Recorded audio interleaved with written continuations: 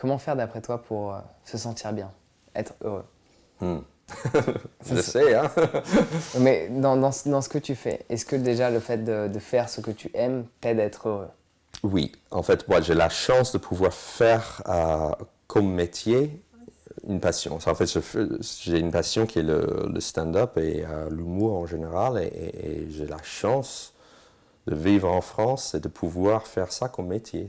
Je me rends compte que c'est pas donné à tout le monde. Mais cette chance, c'est toi qui l'as créée. Moi, le mot chance me dérange énormément. C'est un Ouais. mot que j'aime pas utiliser. Non, je suis d'accord, mais je pense que c'est un mélange. C'est que il faut rencontrer la chance. Je pense que la chance, quand je dis la chance, c'est pas forcément quelque chose qui tombe du ciel. Je pense que il faut aller, c'est un mi-chemin. Il faut trouver le. Plus tu bosses, plus tu vas avoir la chance. Et donc, c'est en allant là-bas que tu vas le rencontrer, tu vas ouvrir tes propres portes. Mais il faut quand même.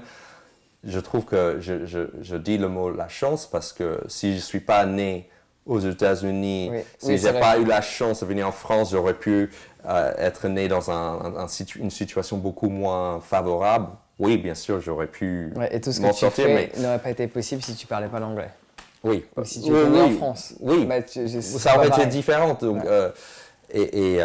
malgré tout, j'ai grandi à New York dans un cadre hyper bien, quoi. Tu vois, c'est ça que je veux dire que j'ai eu la chance.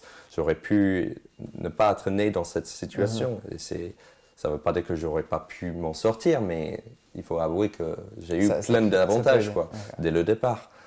Mais après la chance, oui, j'ai dû bosser pour aussi pour il y a cette arriver citation qui dit plus je travaille, plus je réalise que j'ai de la chance. Ah, ouais. Ça j'aime bien. J'aime bien aussi. Donc non, je pense que il faut les deux. Il faut bien travailler et aussi avoir un coup de c'est peut-être pas la chance, mais l'opportunité de pouvoir le faire, de réaliser. Mais effectivement, on le crée aussi. Parce que les opportunités, elles arrivent en permanence. Mais est-ce qu'on les saisit, ça c'est une autre histoire. Ouais. Et savoir, je pense qu'un grand défi, c'est de savoir ce qu'on veut. Je pense que ça, c'est un... Et par exemple, quand on parle de moi il y a 15 ans, j'avais du mal à savoir. Et je pense que c'est ce que je voulais faire. Et je pense que ça aide énormément quand tu as ça précisément, quand tu sais ce que tu aimerais faire, et c'est précis, et tu ne mets pas ça en question, tu peux avancer beaucoup, beaucoup plus rapidement. Et l'hésitation, ça fait en sorte qu'avec l'hésitation, on n'avance pas, on a du mal à avancer rapidement et d'une façon efficace. Ouais. C'était quoi la question? La question, c'était comment tu fais pour te sentir bien, être heureux de base? D'apprécier. Donc, d'essayer d'être reconnaissant de tout ce que j'ai autour de moi. C'est-à-dire que j'ai une belle vie. Quand je veux le regarder, je peux me dire que j'ai une belle vie. Mais plein de fois, je ne le vois pas parce que je me concentre sur les choses que je n'ai pas. Sur le chemin que j'aimerais toujours parcourir. Et donc je vois, j'aimerais être là, et donc je suis là, donc j'ai cette frustration de ne pas être où j'aimerais être, et donc du coup je vis ça mal, tandis que quand je suis dans une période où je suis plus heureux, c'est parce que j'ai la sagesse de dire, ok, tu vas y arriver, tu es sur le chemin, c'est beau aussi le chemin. Il faut avoir la mentalité très bouddhiste là-dedans en disant ok, le chemin, ça fait partie du bonheur. C'est-à-dire que d'y arriver, et si je suis arrivé tout de suite, ça ne sera pas beau, ça sera chiant. Ça sera... C'est comme si tu arrives sur scène, les gens t'applaudissent et tu pars. C'est triste. C'est triste. Tu as envie de parler un peu, les faire rire. Et arriver à ce moment-là. Le processus, c'est ça qui est le plus long. Et c'est pour ça que la finalité nous apporte tant de satisfaction. Oui. Et d'avoir la sagesse de savoir que quand ça ne va pas, ça fait partie du processus. Il y a des jours où j'ai cette sagesse, plein de jours où je ne l'ai pas. Et je vis ça comme un échec de la façon, un échec dans le sens mal. C'est-à-dire, je ne suis pas assez fort, je ne suis pas assez intelligent ou ce que tu veux.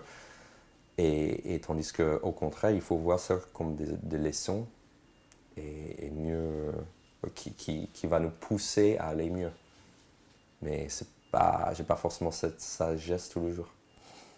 Déjà, c'est bien de le reconnaître Ouais. et de l'observer. C'est déjà, dans mon parcours, je trouve que savoir où on est, ça a énormément d'importance. Ouais. Tu vois, le fait de se voiler la face n'aide pas. Ouais. Prendre conscience que y a certains jours où je ne vais pas être vraiment reconnaissant, déjà tu sais où tu es et tu sais ce que tu peux améliorer. Ouais. Mais si on se voile la face, on ne peut pas améliorer quelque chose Ouais. qu'on ne regarde pas. On est aveuglé par ça. On est aveuglé par ça.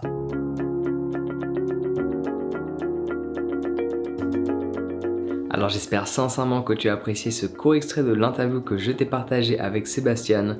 Si tu as envie de développer davantage de joie dans ton quotidien, méditer est une grande utilité parce que tu vas apprendre à calmer toutes ces pensées qui souvent ne nous aident pas à faire en sorte que l'on se sente bien. Vrai? Et je suis sûr que tu sais de quoi je parle. Tu as déjà expérimenté certains matins, tu te réveilles et tu as plein de pensées que tu aimerais bien supprimer. Et quand tu sais méditer, cela devient beaucoup plus simple. Donc je te propose dès maintenant, dès aujourd'hui, de télécharger ton guide sur la méditation. Et tu peux le faire totalement gratuitement en cliquant sur le lien dans la description. Sur ce, on se retrouve directement de l'autre côté. Prends soin de toi et passe une excellente journée.